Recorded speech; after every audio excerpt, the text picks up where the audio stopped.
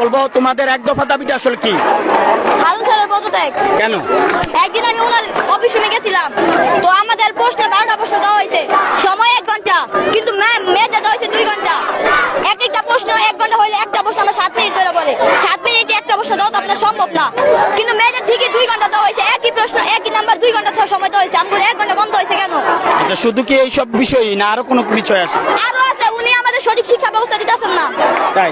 জি। আচ্ছা আমরা যোগ্যতাহীন শিক্ষকদের উনি ইডিয়া দিতেছেন। একটা আমাদের শিক্ষক আছে, উনি কোনো যোগ্যতা নাই, তারপরে তিনি আমাদের ক্লাস করাইতে আসেন। রাজনীতি বিষয়ে কথা বলেন।